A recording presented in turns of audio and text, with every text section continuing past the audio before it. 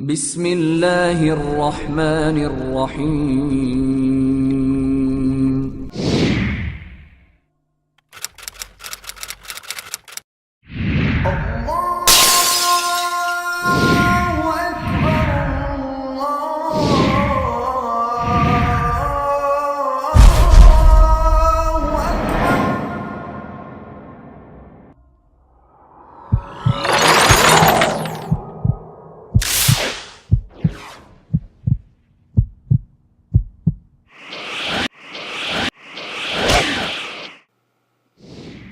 Lorsque la Ummah islamique se cramponna à sa religion et se soumit à ses jugements, lorsqu'elle se contenta de son propre enseignement et de ses propres objectifs, et lorsqu'elle appliquait ses propres lois et sa propre législation dans tous les domaines, elle fut assistée par le secours et l'aide d'Allah de manière évidente.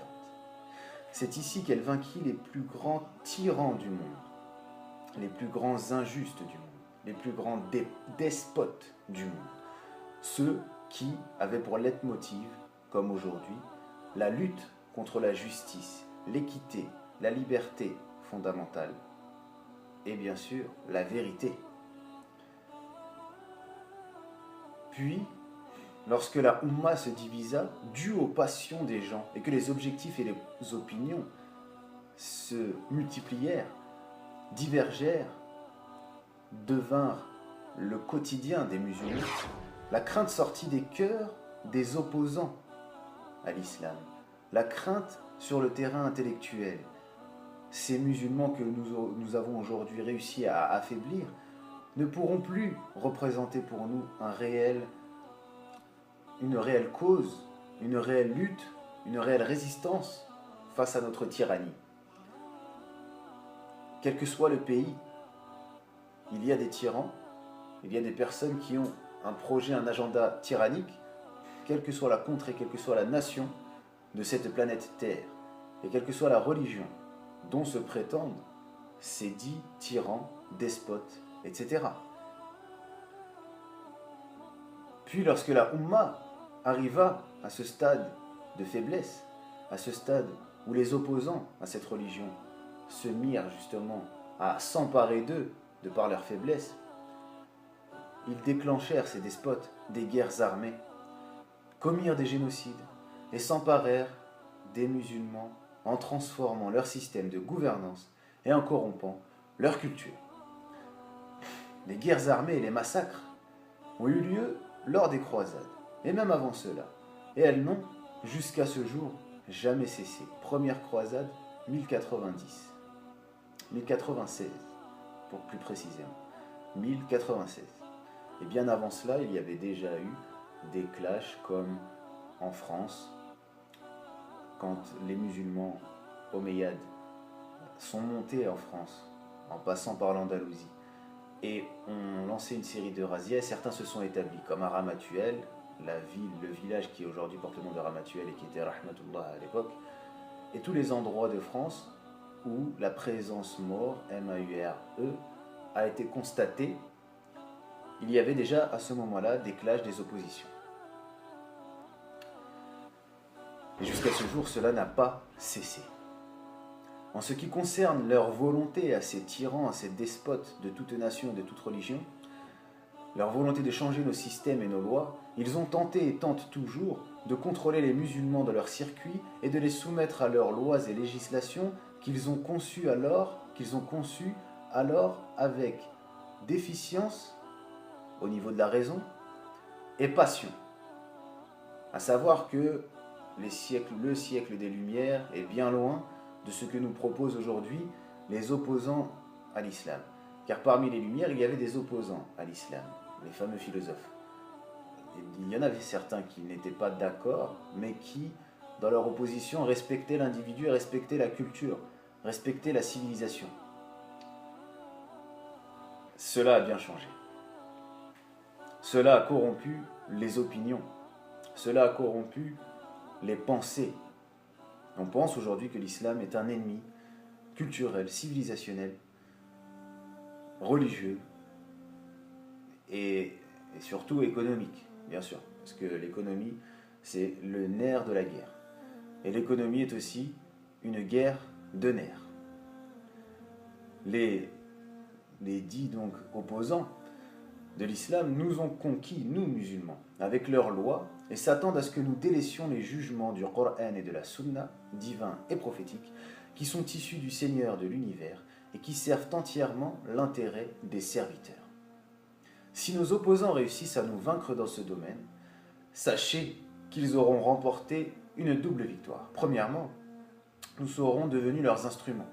Encore une fois, il se peut que même un musulman soit un opposant à l'islam. Et lorsqu'on parle d'islam, ici, on met une majuscule. Ce n'est pas seulement la religion, la pratique liturgique, cultuelle. Ce n'est pas que ça. C'est bien sûr la civilisation tout entière qui est ici visée par cette opposition violente, intellectuelle et physique, aujourd'hui. Entièrement dépendants d'eux, leurs instruments, car nous serons imprégnés de leurs idées et nous réfléchirons avec leurs pensées uniques. Deuxièmement, c'est ainsi que nous délaisserons l'application des jugements de notre religion dont la mise en pratique et l'engagement qu'on y porte intérieurement et extérieurement sont indispensables pour être victorieux. Quant à la corruption de notre culture, alors sachez qu'ils ont introduit dans la culture islamique des éléments qui la détachent de ses objectifs et de sa raison d'être, de manière à ce qu'elle soit aujourd'hui devenue une culture sèche, qui n'a plus de peau et qui n'a que des os rongés eux-mêmes.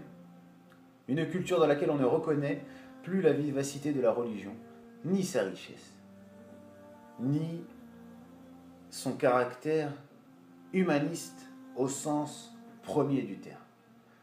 Tout cela, on le rejette. Dis salam alaikum dans la rue à voix haute, on te regardera comme si tu étais un terroriste.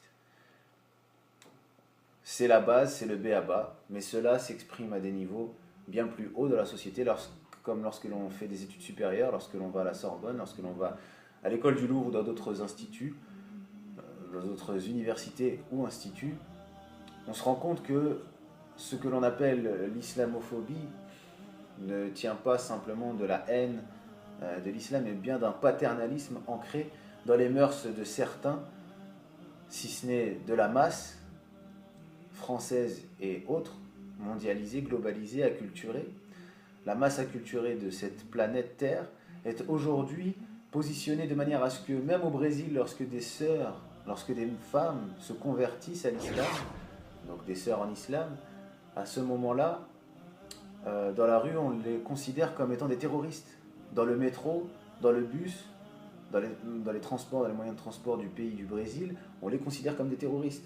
Du moins, on va dire que celle-ci, c'est une arabe, ce n'est plus une brésilienne, et en plus de ça, c'est une terroriste. Donc, islam, selon eux, égale arabité, et arabité égale Alibaba, les 40 voleurs, et l'ensemble des autres clichés arabophobes, islamophobes existants.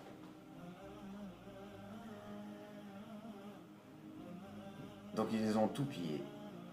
Voici comment la faiblesse s'est emparée des musulmans, et que les nations, quelles qu'elles soient, occidentales ou orientales, se sont invitées chez eux, et qu'ils sont devenus à l'image de l'écume des flots, emportés de force par le courant, incapables d'avancer ou de reculer. Si le vent souffle, il les déchire. Si une branche les cogne, ils se divisent. Et les dernières générations de cette communauté ne seront rectifiées que par ce qui a rectifié les premières générations. Si les musulmans contemplaient le livre de leur Seigneur et la sunna de leur prophète, s'ils mettaient en pratique leur contenu et l'appliquaient au niveau intellectuel, au niveau individuel, sociétal et dans l'ensemble des adorations, relations et transactions, Allah leur accorderait les bénédictions du ciel et de la terre, il les ferait triompher et placera la peur dans le cœur de ses opposants. Allah ne modifie point l'état d'un peuple tant que les individus qui le composent ne modifient pas ce qui est en eux-mêmes. Dans la sourate al-Hajj, le pèlerinage, au verset 40 et 41, il est dit « Allah soutient certes ceux qui soutiennent sa religion. Allah est assurément fort et puissant. Ceux qui, si nous leur donnons la puissance sur terre, accomplissent la salah, acquittent la zakah, ordonnent le convenable et interdisent le blâmable.